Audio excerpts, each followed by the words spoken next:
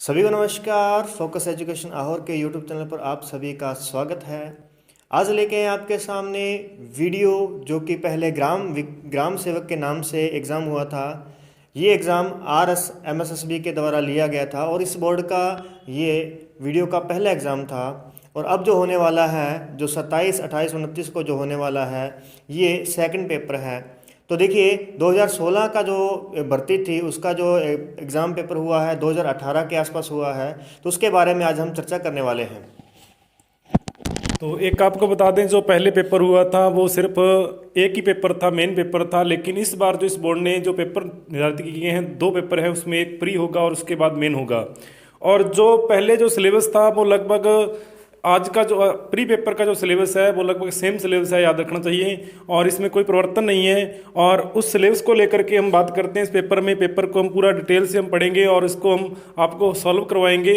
और इस पेपर के बाद आपको ये पता चल जाएगा कि हमारे को कैसे तैयारी करनी है। मात्र 20 दिन आपके पास बचे हैं और इस पेपर को पढ़ने के बाद आप अच्छे ढंग से और अच्छे तरीके से आप पेपर को क्लियर कर सकते हो, अगर आपने ये पूरा का पूरा पेपर आपने देख लिया। ठीक है, हम बारी बारी से आपके सामने पेपर जो है प्रस्तुत करने वाले हैं। तो देखिए ज़रा, सबसे पहले हमारे पास में जो क्वेश्चन आ रहा है ये पॉलिटिकल के संदर्भ में आ रहा है, जिसके अंदर आपको दिया गया है कि राज्यपाल की अनुपस्थिति में उसके दायित्वों का निर्वहन कौन करता है। तो राज्यपाल, ध्यान रखिएगा, राज्यपाल की जो अनुपस्थिति होती है तो उस समय हाई कोर्ट का जो न्यायाधीश होता है, मुख्य न्यायाधीश होता है, वो उसके दायित्वों का निर्वहन करता है। और यदि सुप्रीम कोर्ट की बात करें, जब हम राष्ट्रपति की बात करते हैं, तो तब उसके दायित्वों का निर्वहन उपराष्ट्रपति करेगा। इसीलिए यहाँ हमारा आंसर जो बनेगा वो क्या बनेगा? उच्च न्यायालय का मुख्य न्यायाधीश बनेगा। ठीक है, नेक्स्ट ओके, आगे बढ़ते हैं। तो नेक्स्ट आता है हमारे पास में कि नीचे दिए हुए दो वक्तव्यों पर विचार कीजिए। देखिए काफ़ी लेवल का ये क्वेश्चन पेपर रहा हुआ है पहले का, जिसमें मेरिट बहुत ही कम रही थी। तो देखिए क्वेश्चन कैसा है, राज्य का राज्यपाल अपने पद पर राष्ट्रपति की इच्छा पर्यंत ही रहता है। राष्ट्रपति की इच्छा पर्यंत ही रहता है। कारण कहता है राज्यपाल की नियुक्ति प्रधानमंत्री करता है। तो देखिए दोनों ही यहाँ पे बातें विपरीत जा रही हैं। देखिए राज्यपाल जो होता है ये राष्ट्रपति के प्रसाद पर्यंत पद पर बना रहता है। इसे जब चाहे राष्ट्रपति एक राज्य से दूसरे राज्य में स्थानांतरित कर सकता है। इसमें प्रधानमंत्री का कोई रोल नहीं होता है। तो इसका मतलब यहाँ हमारे पास में ऑप्शन नंबर बनेगा 3, जिसमें ए सही है और आर गलत है। नेक्स्ट आगे बढ़ते हैं। तो आता है हमारे पास में कि सुमेलित नहीं है। सुमेलित नहीं है तो दिया गया है 154 के अंदर 154 में दिया गया है कि राज्य की कार्यपालिका शक्तियां जो इसका वर्णन किया गया है। उसके बाद में कहता है 155 में राज्यपाल की नियुक्ति, 156 में कहता है नियुक्ति की योग्यता, और 163 में कहता है राज्य के अंदर मंत्रिपरिषद। तो ध्यान रखेंगे कि जब आप राज्य की कार्यपालिका को पढ़ते हैं, जो कि अनुच्छेद 152 से लेकर के 167 तक चलती है, तो उसमें आप देखेंगे कि सबसे पहले 52 में तो आएगा कौन? राज्य की परिभाषा। और 53 में आएगा, 153 में आएगा राज्यपाल, और राज्यपाल को बाद में क्या दी जाएंगी? शक्तियाँ। 154 में शक्तियाँ दी जाएंगी, 155 के अंदर उसकी नियुक्ति की जाएगी, और 156 के अंदर वो उसकी नियुक्ति कितने समय के लिए की जाएगी ये लिखा होता है, ना कि योग्यता। तो यहाँ क्या लिखा होता है? उसकी पदावधि की बात होती है। तो ये था इसका, यानी आंसर कौन सा? 3 नंबर इसका ऑप्शन आएगा, जो सुमेलित नहीं है। चलिए नेक्स्ट आगे बढ़ते हैं। नेक्स्ट आता है हमारे पास में कि राज्य के उच्च न्यायालय के बारे में निम्नलिखित में पर विचार करना है। संविधान के अनुच्छेद 213 में प्रावधान है कि प्रत्येक राज्य में एक उच्च न्यायालय होगा। दूसरा कहता है कि राज्य उच्च न्यायालय के न्यायाधीशों की नियुक्ति राष्ट्रपति द्वारा की जाती है। बिल्कुल सही है, ठीक है। नेक्स्ट 30 नंबर पे आता है हमारे पास में कि 226 के तहत उच्च न्यायालय को कुछ रिट जारी करने का प्रावधान दिया गया है। उसके बाद में कहता है भारतीय संविधान के प्रावधान के अनुसार 2 तथा 2 से अधिक राज्यों के लिए एक उच्च न्यायालय का गठन किया जा सकता है। तो हाँ जी हाँ, बिल्कुल इसमें देखेंगे आप, इसमें हमारा जो आंसर बनेगा वो बनेगा दूसरा, तीसरा और चौथा, यानी कि थर्ड ऑप्शन बनता है, जिसमें ये सही है कि राज्य उच्च न्यायालय के न्यायाधीशों की नियुक्ति जो है वो कौन करता है? वो राष्ट्रपति करता है। और 226 के तहत रिट जारी करने की बात आती है, और यहाँ पर हमारे पास में 2 या 2 से अधिक राज्यों के लिए एक ही उच्च न्यायालय होगा। जी हाँ, ये तीनों हमारे पास में सही है। और कौन गलत गया, ये वाली लाइन जो है गलत है, क्योंकि अनुच्छेद 213 के अंदर राज्यपाल को अध्यादेश जारी करने की शक्ति दी गई है। जिस प्रकार से राष्ट्रपति 1 2 3 कहते ही अध्यादेश जारी करता है, वैसे ही इसी को आप चेंज करके देखेंगे तो 213 बनेगा। और अगर राज्य में उच्च न्यायालय की बात करता है, तो वो आता है 214 के अंतर्गत आता है, ये ध्यान रखेंगे। और 2 या 2 से अधिक राज्यों के लिए एक ही उच्च न्यायालय होगा, ये होगा 2 या 2 से अधिक 3 के लिए एक ही उच्च न्यायालय होगा। 231 अनुच्छेद के अंतर्गत ये बात आती है। चलिए नेक्स्ट आता है हमारे पास में कि राज्य मंत्री परिषद जवाबदेही होती है। राज्य मंत्री परिषद जवाबदेही होती है, किसके लिए होती है, तो ये होगी किसके लिए, राज्य विधान परिषद विधानसभा के प्रति, क्योंकि इसका जो गठन हुआ है, ये जो आए हैं ये कहाँ से आए हैं, विधानसभा से आए हैं। ओके, नेक्स्ट आगे बढ़ते हैं। नेक्स्ट आता है हमारे पास में कि प्रशासन, जो राज्य प्रशासन है उसके सोपान अपने को देखने हैं उच्चतर से लेकर के निम्नतर, यानी उच्चतर स्तर से लेकर के नीचे की ओर देखेंगे। तो देखिए सबसे पहले कौन आएगा, सबसे पहले आएगा सचिव, सबसे पहले 1 नंबर पे आएगा सचिव, उसके बाद में आएगा विशिष्ट सचिव, फिर आएगा उप सचिव, और चौथे नंबर पे आता है सहायक सचिव। यानी कौन सा आया, 1 3 2 4, 1 3 2 4, जल्दी से देखें जरा, 1 3 2 4 किस में आता है, ये हमारे पास में सेकंड आंसर आ गया। चलिए आगे बढ़ते हैं। अधोलिखित में से कौन सा कार्य जिलाधीश का नहीं है, कौन सा कार्य जिलाधीश का नहीं है, तो देखेंगे राजस्व का एकत्रीकरण इसको करना, जी हाँ बिल्कुल ये इसका कार्य है। कानून व्यवस्था का रखरखाव करना ये भी है, और भू दस्तावेजों का रखरखाव करना ये भी है। तो कौन सा नहीं है, तो आयकर का एकत्रीकरण करना, तो ये इसका कार्य नहीं है। चलिए नेक्स्ट बढ़ते हैं आगे। बलवंत राय मेहता, जी हाँ बलवंत राय मेहता जो है बहुत ही इंपॉर्टेंट रहते हैं पंचायती राज संस्था के बारे में। तो ये देखिए जरा कि ये क्या थी, बलवंत राय मेहता समिति थी, किस पर थी, तो लोकतांत्रिक विकेंद्रीकरण, पंचायती राज संस्थाओं पर, ग्रामीण विकास पर, या सामुदायिक विकास कार्यक्रम पर। तो देखिए जब भारत आज़ाद होता है उसके बाद में 2 अक्टूबर 1952 के अंदर, 2 अक्टूबर 1952 में क्या होता है, सामुदायिक विकास कार्यक्रम की शुरुआत की जाती है। और उसके बाद में 1953 के अंदर राष्ट्रीय विस्तार कार्यक्रम शुरू किया जाता है, लेकिन दोनों ही विफल होने की वजह से एक समिति का गठन किया जाता है जिसे कहते हैं बलवंत राय मेहता समिति। तो ये किसके लिए होगी, सामुदायिक विकास कार्यक्रम पर होगी ये वाली। नेक्स्ट आते हैं अनुच्छेद, बात करते हैं पंचायत के बारे में। अनुच्छेद देखना है जो कि 73वें संविधान संशोधन द्वारा जोड़े गए हैं।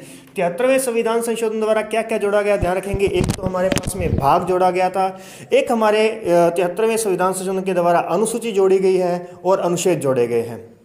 ध्यान रखिएगा 73वें संविधान संशोधन द्वारा अनुसूची पूछे कौन सी, तो 11वीं अनुसूची। भाग पूछे कौन सा, तो भाग 9, यानी भाग 9 के अंदर जो बातें लिखी गई थी उनको मिटाया गया, और उसका जो स्पेस था उसकी जगह पर जो पंचायत के बारे में लिखा गया। तो इसमें अनुच्छेद कौन से आएंगे, तो अनुच्छेद आएंगे 243, 243 से लेकर के 243 ओ तक, यानी 243, उसके बाद में 243 ए बी सी डी, इस प्रकार से कहां तक जाएंगे, ओ तक जाएंगे। और उसके बाद देखेंगे, इसके साथ ही ध्यान रखना 74वां संविधान संशोधन जो है, 74वां संविधान संशोधन जिसमें 12वीं अनुसूची जोड़ी गई थी और भाग 9 कै जोड़ा गया था, उसमें आप देखोगे 243 पी से शुरुआत होगी और 243 जेड जी तक जाएगी, जेड जी तक इसकी बात जाएगी। चलिए आगे बढ़ते हैं।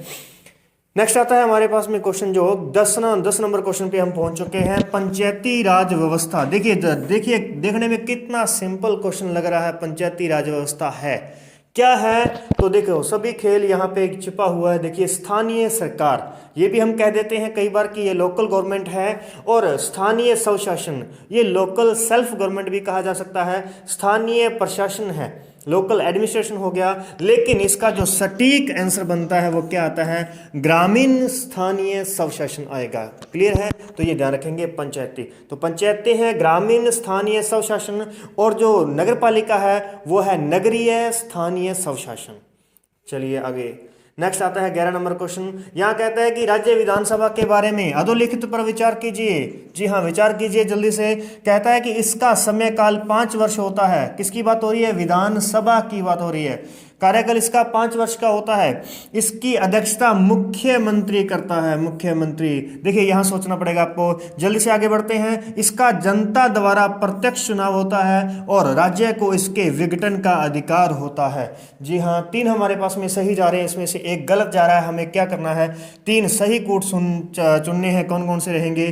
तो इसका कार्यकाल 5 वर्ष होता है, प्रत्यक्ष चुनाव होता है और विघटन किया जा सकता है। तो यहां हमारा बना 1 3 4, 1 3 और 4 ये बनेगा। यहां मुख्यमंत्री नहीं आएगा। इसकी अध्यक्षता कौन करेगा? अध्यक्षता करेगा इसकी विधानसभा अध्यक्ष के द्वारा।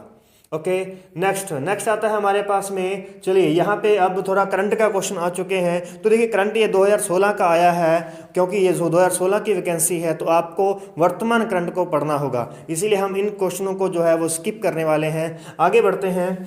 नेक्स्ट आते हैं, चलते हैं कौन सा क्वेश्चन हमारे पास में आता है। हाँ, इस तरीके के क्वेश्चन आप जरूर देख लीजिएगा कि भारत सरकार का नीति आयोग कब अस्तित्व में आया था? तो 1 जनवरी 2015 को आया था। और भारत की जीएसटी परिषद का अध्यक्ष कौन होता है? तो वो होता है वित्त मंत्री होता है। सर्विस एंड गुड्स टैक्स के लिए आता है जो। चलिए नेक्स्ट आता है। अब शुरू आ गए हमारे पास में ज्योग्राफी के क्वेश्चन हैं, जो बहुत ही बढ़िया क्वेश्चन हैं और देखते हैं इनके बारे में, इन क्वेश्चनों को। तो ये है विश्व ज्योग्राफी से क्वेश्चन आया है। सबसे पहले देखेंगे युवा वलित पर्वतमाला। युवा वलित पर्वतमाला की बात हो रही है। प्राचीन वलित पर्वतमाला, ज्वालामुखियों की बात हो रही है, भ्रंशखंड की बात हो रही है। तो देखेंगे जरा कि जो युवा वलित है ना, युवा वलित, अब ये जो बातें हो रही है ना, ये सारी की सारी किससे संबंधित हैं? उत्तरी अमेरिका से संबंधित हैं, उत्तरी अमेरिका से। तो यहां आप देखोगे कि युवा वलित जो है ना, ये उत्तरी अमेरिका के पश्चिमी तट पर है, जिसको कहते हैं रॉकीज। जिसे क्या कहते हैं? रॉकीज पर्वतमाला कहते हैं। देखेंगे आप तो ये हमारे पास में क्या आ जाएगा? रॉकी पर्वतमाला। ओके, नेक्स्ट है प्राचीन वलित। प्राचीन वलित जो है ये आएगी कहाँ पे? दक्षिण पूर्व के अंदर, दक्षिण पूर्व में आएगी, जिसका नाम है अपलेशियन। उसके बाद में है ज्वालामुखी। तो ज्वालामुखी जब आप देखोगे तो ये मिलेंगे आपको परी प्रशांत पेटी में मिलेंगे ज्वालामुखी। रिंग ऑफ फायर के नाम से जाना जाता है जिसे। भ्रंशखंड की बात करते हैं तो ये आ जाएगा उत्तरी अमेरिका का दक्षिणी पश्चिमी तट आ जाएगा। तो देखिए क्या आंसर बना है हमारे पास में। फर्स्ट का सेकंड है 2143। तो हमारा आंसर कौन सा बन गया? 1 नंबर हमारे पास में आंसर बन चुका है। चलिए आगे बढ़ते हैं। अब बात करते हैं माउंटेन की, माउंटेन पीक की बात करते हैं, यानी कि विश्व के जो महाद्वीप हैं उनके मुख्य अपने को चोटियों के बारे में ध्यान रखना है। तो क्या कहता है? किलिमंजारो। जी हाँ, किलिमंजारो जो मिलेगी अपने को अफ्रीका महाद्वीप की है। बिन्सन मैसिफ जो है ये अंटार्कटिका की है। माउंट कोसियुस्की जो है ऑस्ट्रेलिया की है। और एकांका गुहा जो है दक्षिण अमेरिका की है। इसके साथ ही माउंट एवरेस्ट जो है वो एशिया की है। माउंट मैकिनले जो है वो हमें उत्तरी अमेरिका में मिलेगी। और एक है हमारे पास में माउंट एल्ब्रुश जो कि यूरोप के अंदर है। चलिए नेक्स्ट आता है हमारे पास में कि क्षेत्रफल के अवरोही क्रम में देखना है अपने को कि विश्व के महासागरों सागरों का क्रम क्या है। अवरोही, ध्यान रखिएगा, 2 शब्द बहुत ही कंफ्यूज करते हैं बच्चों को। अवरोही शब्द होता है और एक आरोही शब्द होता है, आरोही। देखिए क्या है इसके अंदर। अवरोही में देखेंगे, अवरोही में यहाँ पे 4 वर्ड दिए गए हैं और आरोही में हमारे पास में 3 दिए गए हैं। यानी ये हो जाएगा बड़े से छोटे की ओर, बड़े से छोटे की ओर हो जाएगा और ये हो जाएगा छोटे से बड़े की ओर हो जाएगा, छोटे से बड़े की ओर। चलिए अब देखते हैं, जल्दी से अवरोही करना है यानी बड़े से छोटे की ओर चलना है। तो सबसे बड़ा आता है हमारे पास में प्रशांत महासागर, दूसरा है अटलांटिक, तीसरा है हिंद महासागर, चौथा है आर्कटिक। अब आप देख लीजिए इनमें से हमारे पास में कितनी 3 पॉइंट तो हमें यही मिल गए हैं, क्योंकि पहला प्रशांत नहीं दिया गया है। दूसरे नंबर पे अटलांटिक आता है, जी हाँ दिया हुआ है। तीसरे नंबर पे हिंद आता है, जी हाँ है। उसके बाद में आर्कटिक आता है। 3 हो चुके हैं, तो इसका मतलब ये सागर आ चुका है। दक्षिण चीन सागर है जो कि विश्व का सबसे बड़ा सागर कहलाता है। तो ये हमारे पास में आंसर क्या आएगा? आंसर नंबर आ जाएगा 1। ओके नेक्स्ट करते हैं। नेक्स्ट आता है हमारे पास में विवरण विवरण देखिए जरा, स्थान दिए गए हैं, स्थान और उनका विवरण दिया गया है, मैच करना है अपने को। विश्व का आर्द्रतम स्थान जो है, आर्द्रतम स्थान है, यहाँ से थोड़ा सा आप अच्छे तरीके से जब सोचेंगे इस चीज़ को तो देखिए जरा, यहाँ कौन से नाम दिए गए हैं। इकिक है, मानसिन राम है, युशुआ है और नी एलसुंड है। तो देखिए इसमें क्या होगा कि आर्द्रता, आर्द्रता कहाँ मिलेगी, जहाँ पानी अधिक होगा, जहाँ बरसात अधिक होगी। तो बरसात विश्व में सबसे अधिक कहाँ होती है, मानसून नाम में होती है। तो पहला हमारे ये हो गया, पहले का सेकंड हो गया, पहले का सेकंड। लेकिन यहाँ कंफ्यूज करने के लिए आपको सब जगह पे सेकंड ही मिल रहा है, इसका मतलब एक से काम नहीं चलेगा। चलिए दूसरा देखना होगा, विश्व का सबसे शुष्क स्थान, शुष्क स्थान है इकिक। इकिक जो है ये कहाँ पे है, चिली देश के अंदर आ जाएगा। मानसून नाम जो है भारत के अंदर है। तो सेकंड का आ गया है फर्स्ट, सेकंड का आ गया है फर्स्ट, इसका मतलब अब आपके पास में ये दो ऑप्शन चले गए, अब रह गए हैं सिर्फ यही दो। और यहां से अपने को देखना है कि तीसरे नंबर का तीसरा आएगा या चौथा आएगा। तो यहां कौन आ रहा है, सबसे विश्व का दूर उत्तरी शहर, दूर उत्तरी शहर जो है वो कौन सा है, नी एलसुंड है जो नॉर्वे के अंदर है। और दक्षिणी शहर की बात हो रही है, युशुआ अर्जेंटीना के अंदर है, जो कि टेरा डेल फ्यूगा जो द्वीप है उस पर स्थित है। ओके, तो हमारा जो है आंसर कौन सा बन जाएगा इसमें, तो आंसर आप देख सकते हैं कि फोर्थ नंबर जो है पहले आया था, इसका मतलब ये कौन सा हो गया, ऑप्शन नंबर 3 हो चुका है। चलिए आगे बढ़ते हैं।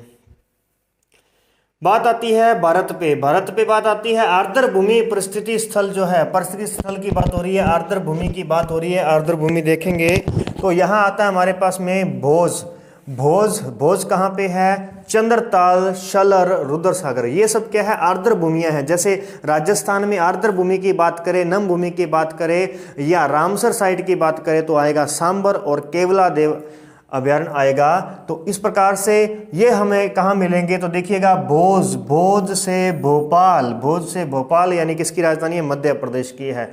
चंद्रताल, चंद्रताल से बात करेंगे, चंद्रताल जो हमें मिलेगा ये कहाँ पे मिलेगा, हिमाचल प्रदेश में मिलेगा चंद्रताल। शलर से देखेंगे जम्मू कश्मीर। और रुद्र सागर जो है, रुद्र सागर कहाँ मिलेगा, त्रिपुरा में मिलेगा। हमारे पास में कौन सा ऑप्शन बनने जा रहा है, 2143, 2143 आ जाएगा। अभी देखिए जरा, 2143 हमारे पास में सेकंड ऑप्शन आ चुका है। ओके, आगे बढ़ते हैं। यहां बात आ जाती है कि भारतीय कृषि में पारिस्थितिकी प्रिय पोषणीय विकास हेतु निम्नलिखित में से कौन सी रणनीति श्रेष्ठ है, कौन सी रणनीति जो है वो श्रेष्ठ होगी। तो देखिए यहाँ पे क्या कहता है कि सेकंड नंबर हमारे पास में आता है कि मिश्रित खेती प्रणाली। देखिए पहली बात मिश्रित खेती प्रणाली होनी चाहिए।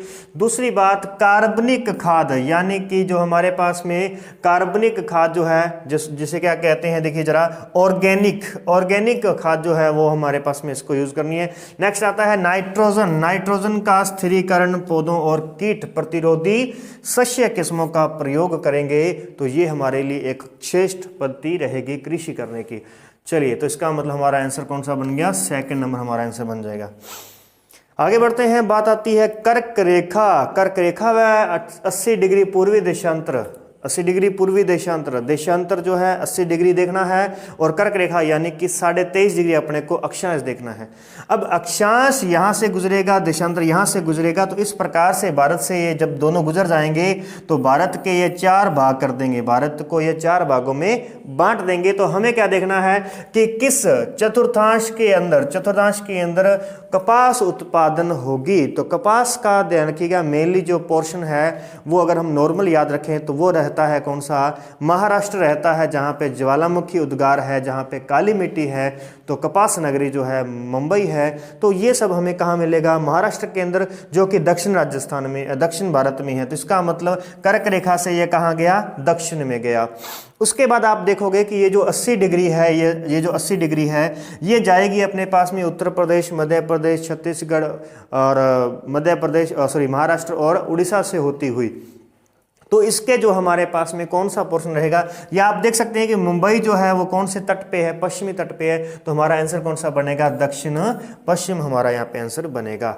नेक्स्ट आता है भारत के सूती वस्त्र उद्योग के मुंबई से अहमदाबाद की और यानी स्थानांतरित होने की प्रवृत्ति का मूल कारण क्या है, यहाँ से चेंज हो गया है, स्थान चेंज हो गया। पहली बात तो ये देखिएगा मुंबई से अहमदाबाद। दूसरी बात यहाँ देखिए क्या कह रहा है, सूती वस्त्र उद्योग, मतलब ये कहता है कि सूती वस्त्र उद्योग कहाँ पे था, मुंबई में था, और कहाँ चला गया है, अहमदाबाद में चला गया है। तो देखिए ऊपर वाला जो क्वेश्चन हमने यहाँ पे देखा है तो ये कपास का क्वेश्चन है, और ये जो है सेकंड पर डिपेंड करता है। सेकंड क्वेश्चन के अंदर ही आपको इसका आंसर मिल रहा है, अच्छे से जरा सोचिएगा। तो यहाँ पे क्या कहता है, तो आपको पता चलेगा कि मुंबई में था, अहमदाबाद में चला गया, इसका मतलब दक्षिण पश्चिम भारत के अंदर आएगा। लेकिन कारण क्या है, जब हम कारण की बात करते हैं तो मुंबई जो है बहुत बड़ा शहर बनता जा रहा है, बहुत बड़ा क्षेत्र बनता जा रहा है, ये महानगरों में आता है, तो इसके आसपास की जितनी भी भूमि है वो सारी की सारी महंगी होती जा रही है, जिस वजह से हमें क्या करना होगा, यहाँ से जो कारखाने हैं, जो भी मिल वगैरह लगी हुई हैं, उनको शहर से निकाल कर बाहर लगाना पड़ेगा। तो बाहर जो हमें अच्छा क्षेत्र मिल रहा है वो कौन सा है, जो अहमदाबाद मिल रहा है। तो अहमदाबाद में मुंबई की भूमि जो मुंबई की अपेक्षा क्या है, सस्ती है। राजस्थान के भौतिक स्वरूप के बारे में चर्चा करते हैं तो देखिए जरा क्या कहता है, हाड़ौती पठार पश्चिमोत्तर में मुख्य सीमा ब्रंश यानी कि मेन बाउंड्री थ्रस्ट द्वारा सीमांकित है। दूसरा कहता है कि पश्चिमी रेतीला मैदान जो है वहां 41.50% बालू स्तूप मुक्त प्रदेश है। नेक्स्ट है कि संरचनात्मक दृष्टि से राजस्थान के भौतिक स्वरूप भारत के उत्तरी वृहद मैदान और प्रायद्वीपीय पठार का हिस्सा है। राजस्थान के जो भी भौतिक प्रदेश बने हैं वो या तो उत्तरी वृहद मैदान का हिस्सा है या फिर पठारों का हिस्सा है। अरावली वर्तमान में अवशिष्ट पर्वतमाला है। तो देखिए जरा, जी हाँ, सबसे प्राचीन पर्वतमाला है, अवशिष्ट रह चुकी है। उसके बाद देखेंगे कि संरचनात्मक दृष्टि से देखें तो हमें मैदान और पठार मिलते हैं मुख्य रूप से ज़्यादातर, तो इसका मतलब सेकंड भी सही है।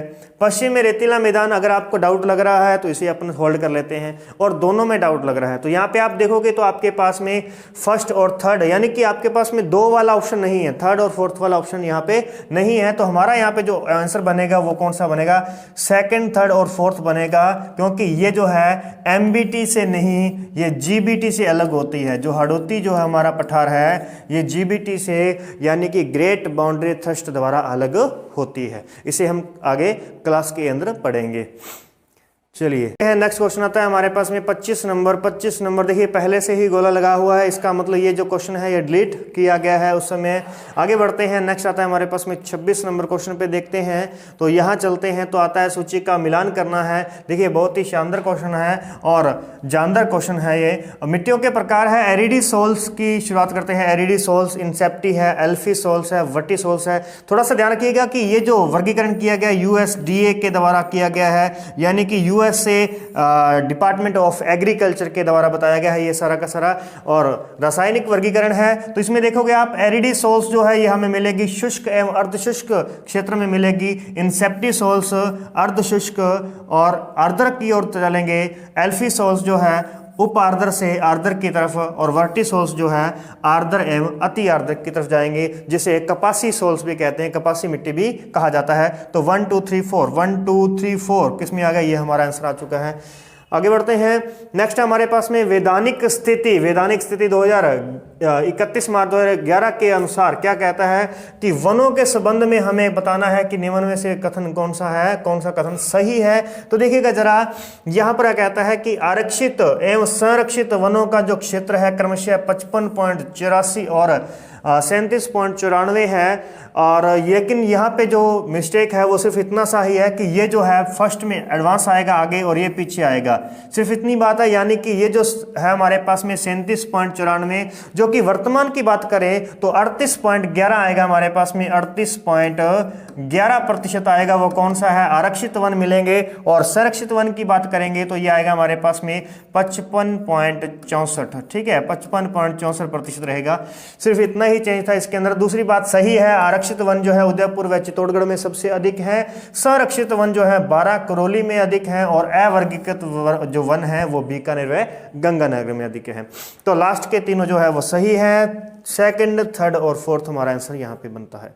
चलिए बात करते हैं राजस्थान में मरुस्थल विश्व के इन्हीं अक्षांशों में स्थित अन्य मरुस्थलों से सर्वदा भिन्न है। यह मरुस्थलीकरण प्रक्रिया के संबंध में क्या अवधारणा सटीक है। तो ये जो मरुस्थल है ये दूसरे मरुस्थलों से भिन्न है। कारण यहाँ पे क्या है कि यह अतिचारण, अतिहलन, निर्वनीकरण तथा मृदा व जल के अनुचित प्रबंधन के कारण प्रारंभ व प्रसारित होता है। ठीक है, चलिए अब कहता है कि गत तीन दशकों में राजस्थान में 90% से अधिक गांव किस कृषिगत वर्ष में अप्रत्याशित रूप से अकाल व सूखे से पीड़ित हुए थे।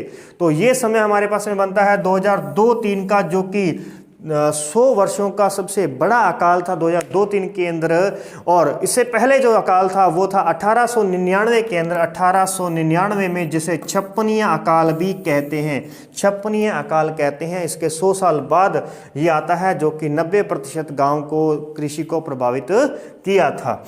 तो छप्पनिया काल बताएंगे आप कब पड़ा था, तो 1899 पड़ा था। तो इसका छप्पनिया नाम क्यों पड़ा है, इसे आप कमेंट में जरूर बताएंगे। चलिए आगे बढ़ते हैं। नेक्स्ट आता है हमारे पास में, राजस्थान में बंजर भूमि विकास के संबंध में कौन सा कथन जो है, परीक्षण कीजिए कि यहाँ पे कूट का प्रयोग सही है और गलत है। तो देखिए कौन सा होगा हमारे पास में। यहाँ हम देखते हैं कि यहाँ हमारे पास में जो क्वेश्चन बनता है, राज्य में वर्तमान 2013-14 में भू उपयोग हेतु कुल प्रतिवेदन 19% भूमि बंजर है। 30 वर्षों में पुरानी परत भूमि 18% से कमी आई है। और बंजर भूमि विकास कार्यक्रम क्रियान्वित करने के उत्तरदायित्व राष्ट्रीय बंजर भूमि को दिए गए हैं। एकीकृत बंजर भूमि विकास योजना स्वीडिश अंतर्राष्ट्रीय विकास एजेंसी, ये ध्यान रखना, स्वीडिश इंटरनेशनल डेवलपमेंट एजेंसी के सहयोग के वर्तमान में 10 जिलों में चलाई जा रही है। तो इसका जो हमारे पास में आंसर बनेगा, पहला और दूसरा इसमें जो है ये सही जाएगा। नेक्स्ट आगे बढ़ते हैं। नेक्स्ट आता है हमारे पास में 31 नंबर पे देखते हैं। तो यहां कहता है कि अंध एवं दूसरा डार्क एंड ग्रे क्षेत्रों की बढ़ती हुई संख्या के मद्देनजर भारत के केंद्रीय भू जल प्राधिकरण ने क्या किया है, राज्य के किन प्रशासनिक खंडों में भूमिगत जल दोहन पर पूर्णतः रोक लगा दी है। भूमिगत जल दोहन की बात करते हैं, देखेंगे क्या आएगा, बहरोड, अलवर, भीनमाल, जालोर, सूरजगढ़,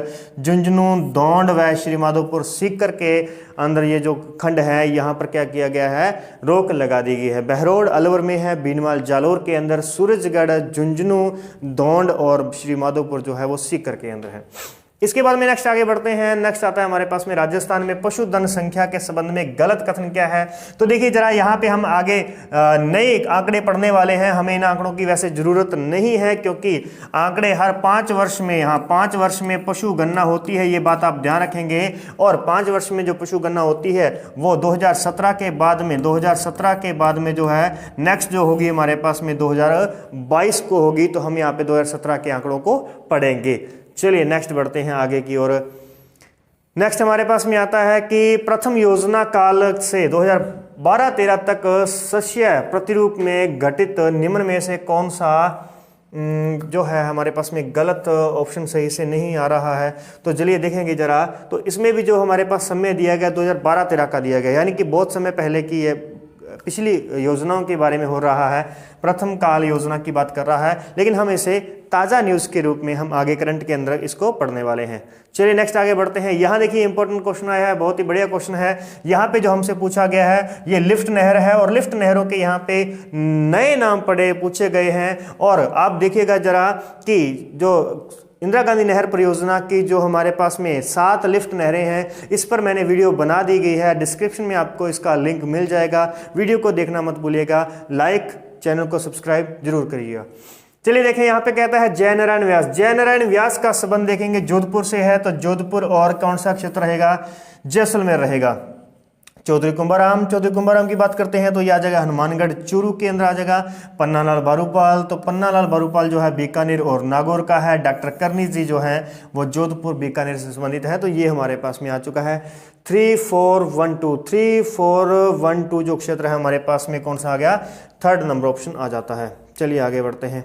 नेक्स्ट आता है हमारे पास में, जी हाँ, ये देखिए खनन क्षेत्र से संबंधित का हमारे पास क्वेश्चन आ रहा है। तो पन्ना जो है ये कहाँ से मिलेगा हमें, टिक्की गढ़बोर से मिलेगा। तावड़ा मिलेगा राजमहल, बागेश्वर, मेघनी जो है लीलावाणी कालाखुट्टा से मिलेगा। और तांबा जो है ये कोल्हन बगोनी से मिलेगा। काफ़ी अच्छा है, काफ़ी मतलब हाई लेवल का क्वेश्चन जो है बनाया गया है, क्योंकि इसके बहुत क्षेत्र पूछे गए हैं। लेकिन यहाँ पर आपके पास में प्री और मेन 2 एग्जाम होने वाले हैं, इसलिए आपको ज़्यादा घबराने की ज़रूरत नहीं है। क्या आंसर बना हमारे पास में? 1 2 3 4 आंसर बन जाएगा।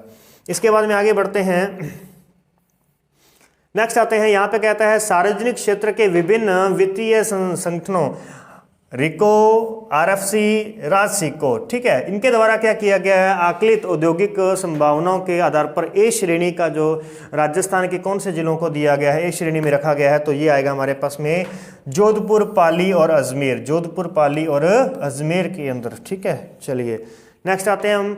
राजस्थान में जनसंख्या प्रवृत्ति के संबंध में निम्न में से कौन सा कथन जो है सत्य है? जनसंख्या के संबंध में जो कथन सत्य होगा तो ये हमारे पास में आता है तीसरा और चौथा जो हमारा यहाँ पे आंसर बनता है, थर्ड और फोर्थ, ठीक है। राज्य में लिंगानुपात की प्रवृत्ति 1901-2011 के दौरान एक समान रही है। सॉरी, यहाँ पे ये सेकंड भी सही है हमारे पास में। राज्य में जनसंख्या का घनत्व 1901-2011 के दौरान 6 गुना से अधिक बढ़ा है। यहाँ पे हमारे जो बनेगा ये बनेगा फर्स्ट नंबर, सेकंड और फोर्थ बनेगा यहाँ पे। ओके, चलिए देखें, नेक्स्ट आता है हमारे पास क्वेश्चन बन गया राजस्थान की कुल जनसंख्या से संबंधित यहाँ पे क्वेश्चन बताया गया है। कौन सी जनसंख्या? जनजातीय प्रतिशत की बात हो रही है, जो कि ये क्वेश्चन जो है ये भी क्वेश्चन डिलीट किया गया था, तो इसलिए हम आगे बढ़ते हैं यहाँ से। नेक्स्ट आता है राजस्थान में जनजातियों के बारे में पूछा गया है कि कौन सी जनजाति हमें कहाँ मिलेगी, तो याद रखेंगे सहरिया जाति जो है, सहरिया जनजाति जो है ये 12 में मिलेगी। 12 कोटा के अंदर सहरिया जनजाति है। ग्रासिया जनजाति हमें मिलेगी उदयपुर और सिरोही के अंदर। डामोर जनजाति है डूंगरपुर और बांसवाड़ा में, और मीणा जनजाति मिलेगी जयपुर दौसा के अंदर, ठीक है। तो ये क्षेत्र है हमारे पास में, क्या आ गया? 3 2 1 4। ये हमारा आंसर क्या बन गया? यहाँ पे 3 बन गया है। चलिए नेक्स्ट आते हैं। यहाँ पे कहता है कि जनजातीय अर्थव्यवस्था के सुधार से प्रत्यक्ष संबंधित नहीं है। प्रत्यक्ष संबंधित जो नहीं है इसमें वो कौन है? तो इसमें हमारे पास में ये तीनों जो नीचे वाले हैं ये प्रत्यक्ष उससे संबंधित नहीं है, इसलिए यहाँ पे प्रत्यक्ष संबंधित कौन बनेगा? संशोधित क्षेत्र विकास उपागम तथा क्लस्टर योजना जो है ये जनजातीय अर्थव्यवस्था के सुधार से संबंधित है। चलिए नेक्स्ट आता है हमारे पास में जनगणना के अनुसार राजस्थान की कुल 3 करोड़ श्रम शक्ति में से कितना जो व्यक्ति हैं जो आंके गए हैं जो बेरोजगार हैं, तो यहाँ हमारे पास में जो बनेगा कितना बनेगा? 33 लाख जो है यहाँ पे बेरोजगार मिलेंगे। आगे बढ़ते हैं, नेक्स्ट आता है। चलिए नेक्स्ट बढ़ते हैं, नेक्स्ट क्वेश्चन पहुंच गए हम 42 पे आ चुके हैं। राष्ट्रीय सैंपल सर्वेक्षण संगठन के वर्ष 2011-12 के 68वें दौर के अनुसार राजस्थान में सामान्य स्थिति समायोजित के अनुसार बेरोजगारी दर के संबंध में निम्न में से कौन सा कथन जो है वो सत्य है? तो चलिए देखें, ग्रामीण क्षेत्रों में कुल श्रम शक्ति 0.9% पुरुष बेरोजगार हैं।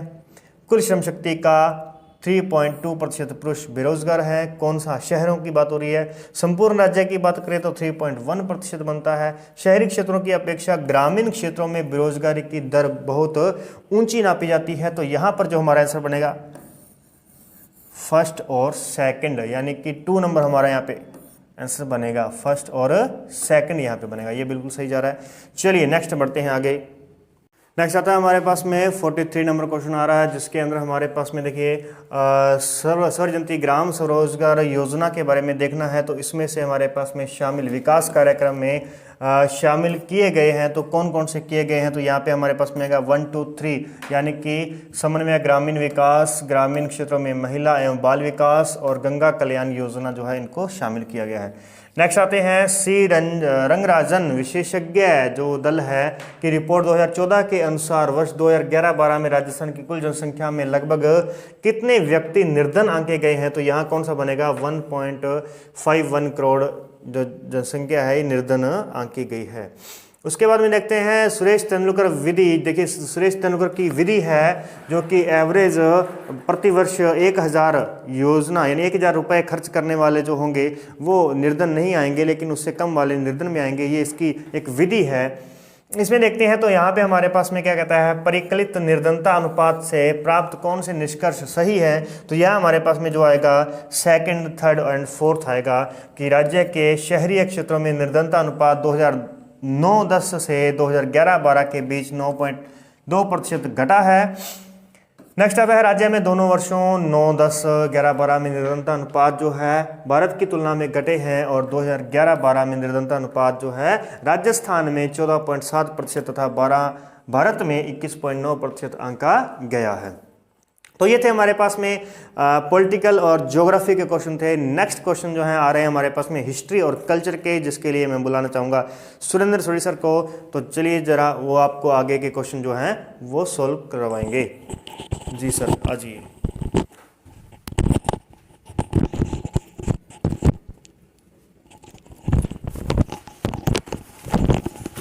शुरू करते हैं भारत और राजस्थान में आर्ट एंड कल्चर के जो क्वेश्चन थे। और एक बात ये बता दें आपको कि जो पहले जो पेपर हुआ था इसमें राजस्थान और भारत के इतिहास से संबंधित कोई ज़्यादा क्वेश्चन नहीं थे और जितने भी क्वेश्चन आए थे वो आर्ट एंड कल्चर से संबंधित क्वेश्चन थे। अब की बार वही सिलेबस है, बिल्कुल सेम वही पैटर्न पे क्वेश्चन आएंगे और इसको ध्यान से पढ़िए जितने भी आपके पास टाइम अभी बचा है। तो शुरू करते हैं 46 नंबर क्वेश्चन, और जिसका जो क्वेश्चन है अमरावती जो स्तूप है का निर्माण किस काल में हुआ था। तो इसका जो सही आंसर होगा वो होगा सातवां काल। तो सातवां काल जो था और उस समय अमरावती स्तूप की अगर बात करते हैं तो इसका निर्माण होता है। ये हम बात करते हैं 47 नंबर जो क्वेश्चन है हमारा, 1873 ईस्वी में बरहुत स्तूप की खोज किसने की थी। तो इसका जो राइट आंसर रहेगा वो रहेगा कनिगम रहेगा, याद रखना चाहिए। और इसका जो आंसर है वो रहेगा कनिगम रहेगा, 2 नंबर आंसर रहेगा। फिर उसके बाद राजस्थान में जो ध्यानचंद चोपड़ा की हवेली कहाँ पर स्थित है, और इसका जो आंसर रहेगा वो आपको पता होना चाहिए, शेखावाटी प्रदेश रहेगा। शेखावाटी में कौन स्थान रहेगा, वो रहेगा सुजानगढ़, और सुजानगढ़ है। अरे आपको याद है जो कि शेखावाटी की जो स्वर्ण नगरी कहते हैं वो है नवलगढ़ तहसील है, याद रखना चाहिए, झुंझुनू की। और यहाँ सुजानगढ़ चूरू है, इसके लिए प्रसिद्ध है, याद रख लो। फिर उसके बाद अगला हम क्वेश्चन पढ़ते हैं, 49 क्वेश्चन है, 49 नंबर है, मांडू के प्रसिद्ध किले का निर्माण किसने करवाया था। और इसका जो राइट आंसर रहेगा वो रहेगा आपका हुसैन शाह। कौन रहेगा भाई, हुसैन शाह जो क्वेश्चन है, जो आंसर है इसका राइट रहेगा। आगे हम बात करते हैं भीलों में छेड़ा फाड़ना क्या होता है। अरे भीलों में छेड़ा फाड़ना जो होता है वो एक तरह का तलाक होता है। क्या होता है भाई, तलाक होता है। उसके बाद हम बात करते हैं 51 नंबर क्वेश्चन है, निम्न में से किस महाराजा के दरबार में 22 कवि, 22 ज्योतिषी और 22 संगीतज्ञ और 22 विषय विशेषज्ञ के रूप में जो लोग निवास करते थे, जिसको हम गंधर्व बाईसी के रूप में जानते हैं। और उनका आंसर था रहेगा, आपको याद रखना चाहिए, वो था महाराजा प्रताप सिंह। और ये आमेर का था। कहाँ का था भाई, आमेर का था। महाराजा प्रताप सिंह जयपुर का निवासी था। आगे बात करते हैं निमाड़ी और रागड़ी किस बोली की विशेषता है। अरे निमाड़ी जो रागड़ी है वो है मालवी की उपबोलियां है। किसकी भाई, निमाड़ी और रागड़ी जो है वो किसकी उपबोलियां हैं, मालवी की। और राजस्थान की दक्षिणतम बोली भी जो याद रखना चाहिए वो कौन सी है, निमाड़ी है। कौन सी है, निमाड़ी है। आगे बात करते हैं अलख्य संप्रदाय की स्थापना, अलख्य संप्रदाय जो है उसका संबंध याद रखना चाहिए, लाल गिरी जी है। कौन है भाई, लाल गिरी जी है। आगे हम बात करते हैं जयपुर में राम प्रकाश थिएटर जो है, 54 नंबर क्वेश्चन है, जयपुर में राम प्रकाश थिएटर की स्थापना किस महाराजा के काल में होती है। तो इसका जो आंसर रहेगा महाराजा जो राम सिंह सेकंड था, महाराजा राम सिंह सेकंड था। ये एकमात्र भारत का, उत्तरी भारत का एकमात्र पहला रंगमंच है जो राम प्रकाश थिएटर। उसके बाद बम नृत्य कहाँ का प्रसिद्ध नृत्य है। तो जो बम नृत्य है याद रख लो, ये अलवर और भरतपुर का रहेगा। कौन सा रहेगा भाई, अलवर और भरतपुर का बम नृत्य याद रखना चाहिए। उसके बाद हम पढ़ते हैं सुगन चिड़ी को किस लोक माता का स्वरूप माना जाता है। और इसमें स्वांगिया, नागनेची माता, आड़ माता, शीतला माता ये नहीं है। इसमें जो आंसर आना था वो था आबड़ माता थी। कौन सी थी भाई, आबड़ माता थी। और इसका संबंध रहेगा जैसलमेर से। कहाँ से रहेगा, जैसलमेर से। तो ये आबड़ माता याद रखना चाहिए। और उसके बाद इसका आंसर जो था वो डिलीट हो गया था, ये क्वेश्चन सुगन चिड़ी वाला, ठीक है ना। और ये क्वेश्चन डिलीट हो गया था। उसके बाद हम बात करते हैं बलिंद जी के गुरु कौन थे। अरे बलिंद जी के गुरु जो थे वो दादू दयाल जी थे, जिनके 152 शिष्य थे और उनमें से 52 स्तंभ माने जाते हैं। और बलिंद जी के जो गुरु थे वो दादू दयाल जी थे। इसका आंसर हो जाएगा दादू दयाल जी। फिर उसके बाद हम आगे चलते हैं जहार पीर। अरे जहार पीर साक्षात्कार जो पीर थे वो कौन से लोक देवता थे। तो याद रख लो वो तो थे कौन, गोगा जी थे। कौन थे भाई, गोगा जी थे। उसके बाद अगला क्वेश्चन है, अलवर क्षेत्र में लोक देवी के रूप में, अलवर क्षेत्र की लोक देवी के रूप में किसे मान्यता प्राप्त है? और इसके लिए आपका जो क्वेश्चन रहेगा वो रहेगा जिलानी माता। कौन सी रहेगा भाई? जिलानी माता, जिलानी माता रहेगी, ठीक है ना। फिर उसके बाद में राजस्थान का मुलेला गांव किस हस्तकला के लिए प्रसिद्ध है? और इसका जो आंसर होना चाहिए था वो टेरिकोटा आंसर होना चाहिए था, लेकिन ये भी क्वेश्चन डिलीट हो गया था, इसका आंसर भी डिलीट हो गया था। उसके बाद हम बात करते हैं आगे 61 नंबर जो क्वेश्चन है, राजस्थानी संस्कृति में जनेऊटन क्या है? और ये एक वर पक्ष की ओर से दिया जाने वाला भोज, और ये इसका आंसर है, ठीक है ना। पहला जो क्वेश्चन है इसका, ये इसका राइट आंसर है। भील जनजाति में, अगला 62 नंबर क्वेश्चन पढ़ते हैं, भील जनजाति में कछाऊ कौन पहनता है? और इसका जो आंसर है वो रहेगा महिलाएं। कौन पहनता है भाई? महिलाएं रहेगा। उसके बाद अगला क्वेश्चन पढ़ते हैं, 63 नंबर क्वेश्चन है, राजस्थानी संस्कृति में ओलंदी क्या है? और ये जो है वो नववधु के साथ जानने वाली जो लड़की होती है और उसको बोलते हैं ओलंदी, याद रखो। 3 नंबर इसका आंसर राइट रहेगा। चंदू जी का गढ़ा और बोडीगामा स्थान किसके लिए विख्यात है? और ये मीनाकारी के लिए नहीं रहेगा, और इसमें आएगा तीर कमान निर्माण के लिए। किसके लिए भाई? तीर कमान निर्माण के लिए। अरे तीर कमान ये स्थान है बांसवाड़ा में। कहाँ पर है ये? बांसवाड़ा में। अरे बल्ल्या आभूषण कहाँ पहना जाता है? तो ये बल्ल्या आभूषण है वो याद रख लो, इसका आंसर आएगा हाथ में। किस कहाँ पहना जाता है? ये हाथ में। तो ये हमारे कल्चर के जो क्वेश्चन थे राजस्थान और भारत में। तो आपको बता दें कि जो पहले पेपर हुआ था उसकी मैट बहुत कम गई थी और काफ़ी टफ पेपर था, तो इसमें आपको राजस्थान और भारत के जो कल्चर क्वेश्चन है वो लगभग थोड़े से आसान थे। और इसी तरीके से आप इन कल्चर और भारत के कल्चर के ऊपर ज़्यादा ध्यान दीजिए, और अगर अपने प्री पेपर पास करना है तो ठीक है भाई। अगला जो आपका पार्ट रहेगा वो रहेगा ये रीजनिंग और मैथ का पार्ट है। और अगर आपको इसके भी क्वेश्चन की हल चाहिए तो आप कमेंट में ज़रूर बताएंगे कि आपको अगर इसके हल चाहिए तो हम इसके लिए एक अलग से वीडियो बना देंगे, क्योंकि आज की वीडियो जो है वो काफ़ी लंबी जा रही है। तो आप देख लेंगे फिर भी इसके अंदर कि हमारे लगभग अगर आप देखो तो 120 में से 25 क्वेश्चन ऐसे हैं जो कि मैथ और रीजनिंग के थे। कितने? 25 क्वेश्चन थे, यानी उसका लगभग 4th हिस्सा जो है वो मैथ रीजनिंग का रहने वाला है, इसलिए ये भी पार्ट जो है वो काफ़ी इंपॉर्टेंट रहता है। तो इसके अलावा 10-10 क्वेश्चन जो है वो किसके थे? 10 क्वेश्चन या 7 क्वेश्चन जो हैं वो हिंदी के, इंग्लिश के, ठीक है। तो इस प्रकार से ये काफ़ी आपके पास में सिलेबस है। सिलेबस आपका देखा हुआ है, आपके पास में पेपर सॉल्व आउट आपको करवा दिया गया है। आज की वीडियो आपको कैसी लगी है कमेंट सेक्शन में बताना मत भूलिएगा, और आपको क्या क्या रिक्वायरमेंट है, क्या आप कौन सा कोर्स चाहते हैं और कौन सा टॉपिक आपको ज़्यादा हार्ड लगता है, तो वो टॉपिक भी अगर आप करना चाहेंगे तो हम उसके लिए भी अलग से वीडियो बना देंगे। ठीक है, जय हिंद, मिलते हैं नेक्स्ट वीडियो के अंदर, तब तक के लिए धन्यवाद।